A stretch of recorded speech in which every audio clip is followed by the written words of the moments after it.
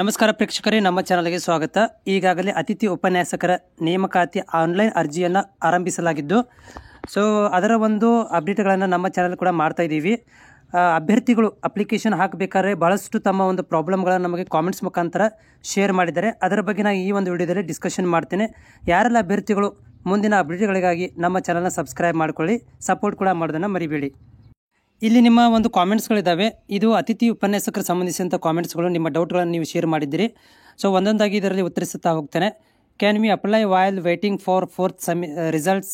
So ಇವ್ರು ಕೇಳ್ತಾ ಇದ್ದಾರೆ, ನಾವು 4th ಸೆಮಿಸ್ಟರಲ್ಲಿ ವೇಟಿಂಗಲ್ಲಿದ್ದೇವೆ, ರಿಸಲ್ಟ್ಗೆ ನಾವು ಅಪ್ಲೈ ಮಾಡ್ಬೋದಂತ. ಬರುವುದಿಲ್ಲ. ಯಾಕಂತಂದರೆ ಇಲ್ಲಿ ಲೆಕ್ಚರ್ಗಳನ್ನು ಪರ್ಸೆಂಟೇಜು ಅವರು ತೆಗೆದುಕೊಂಡಿರುವಂಥ ಪರ್ಸೆಂಟೇಜು ಮತ್ತು ಎಕ್ಸ್ಪೀರಿಯನ್ಸ್ ಬೇಸಿಸ್ ಮೇಲೆ ತೊಗೊಳೋದ್ರಿಂದ ಸೊ ನಿಮ್ಗಳಿಗೆ ಎಲಿಜಿಬಲ್ ಆಗೋದಿಲ್ಲ. ಎಡಿಟಿಂಗ್ ಯಾವಾಗ ಬಿಡ್ತಾರೆ? ಸೊ ಇವರು ಕೆಸೆಟ್ ಬಗ್ಗೆ ಕೇಳ್ತಾ ಇದ್ದಾರೆ, ಎಡಿಟಿಂಗ್ ಬಗ್ಗೆ. ಅದರ ಬಗ್ಗೆ ನೀವು ಕೆಇಗೆ ಅತಿ ಬೇಗನೆ ನಿಮಗೆ ಅಪ್ಡೇಟನ್ನು ಬಿಡ್ಬೋದು. ಬಟ್ ನೀವು ಅವರುಗಳಿಗೆ ಮನವರಿಕೆ ಮಾಡಿಕೊಡ್ಬೇಕು, ನಮಗೆ ಪ್ರಾಬ್ಲಮ್ ಆಗಿದೆ, ನಮಗೆ ಎಡಿಟಿಂಗ್ ಬಿಡಿ ಅಂತ. ಇಡುಗುಂಟು ನಾಮಿನಿ ಅಂದರೆ ಏನು? ಓಕೆ, ವಾಟ್ ಈಸ್ ದ ಇಡುಗುಂಟು ಮೀನ್ಸ್? ವಾಟ್ ಈಸ್ ದ ಇಡುಗುಂಟು ಮೀನ್ಸ್ ಸ್ಕೀಮ್? ಓಕೆ, ಇವರು ಇಡುಗುಂಟು ಒಂದು ಆಪ್ಷನ್ ಇದ್ದೀರ ಒಳಗಡೆ. Nominee of the who is the nominee of the ಇಡುಗುಂಟು ಸ್ಕೀಮ್ ಅಂತ ಇದೆ. ಸೊ ಅಲ್ಲಿ ಏನಪ್ಪ ಅಂದರೆ ಅಲ್ಲಿ ನಿಮ್ಮ ಮದರ್, ಫಾದರ್ಸ್ ಅಥವಾ ವೈಫ್, ಹಸ್ಬೆಂಡ್ ಈ ರೀತಿಯಾಗಿ ಆಪ್ಷನ್ ಇದ್ದಾವೆ.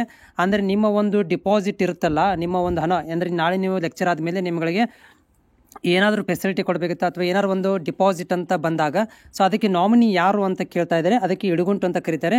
ಅದರಲ್ಲಿ ನಿಮಗೆ ನಾಮಿನಿ ನಿಮ್ಮ ತಂದೆದು ಕೊಡ್ಬೋದು, ನಿಮ್ಮ ವೈಫು, ಹಸ್ಬೆಂಡು ಅಥವಾ ಮದರ್, ಈ ರೀತಿಯಾಗಿ ಆಪ್ಷನ್ ಇದೆ. ಅದರಲ್ಲಿ ನೀವು ಯಾವುದಾದ್ರು ಒಂದನ್ನು ಸೆಲೆಕ್ಟ್ ಮಾಡ್ಕೋಬೋದು. PG ಲಾಸ್ಟ್ ಇಯರ್ ಇದ್ದೀನಿ, ನಾನು ಅಪ್ಲೈ ಮಾಡ್ಬೋದಾ? ಇಲ್ಲ, ಲಾಸ್ಟ್ ಇಯರ್ ವಿದ್ಯಾರ್ಥಿಗಳಿಗೆ ಬರೋದಿಲ್ಲ, ಕಂಪ್ಲೀಟ್ ಆಗಿರಬೇಕು.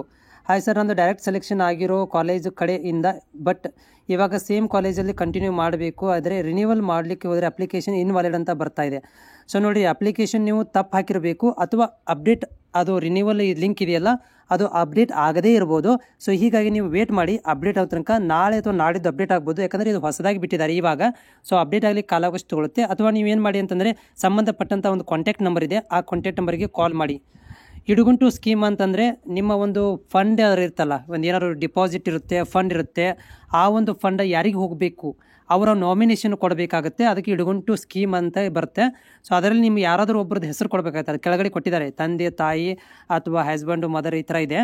ಸೊ ಈ ಇಡುಗುಂಟು ಅಂತಂದರೆ ಒಂದು ಡಿಪಾಸಿಟ್ ಆಗಿರುವಂಥ ಹಣವನ್ನು ಯಾರಿಗೆ ನೀವು ಇಲ್ದಾಗ ನಿಮ್ಮ ಬಿಟ್ಟರೆ ಬೇರೆ ಯಾರಿಗೆ ಕೊಡಬೇಕು ಅಂತ ಒಂದು ಫಂಡ್ ಇರುತ್ತೆ. ಅದನ್ನು ಡಿಡಕ್ಟ್ ಆಗಿರುತ್ತೆ ಅಥವಾ ನಿಮ್ಮ ಕಡೆಯಿಂದ ಕಟ್ ಮಾಡಿರ್ತಾರೆ ಜಾಬಲ್ಲಿ ಇರಬೇಕಾದ್ರೆ, ಆ ಫಂಡ್ ಯಾರಿಗೆ ಹೋಗಬೇಕು ಫ್ಯೂಚರಲ್ಲಿ ಅದನ್ನು ಇಲ್ಲಿ ಸೆಲೆಕ್ಟ್ ಮಾಡ್ಕೊಳ್ರಿ ಅಂತ ಇದೆ. PG ಲಾಸ್ಟ್ ಸೆಮಿಸ್ಟರ್ ಬರೆದಿದ್ದೀವಿ, BEd ಆಗಿದೆ, 64 ಇದೆ. ಇಲ್ಲ, ಇಲ್ಲಿ PG ಕಂಪಲ್ಸರಿ ಇದೆ.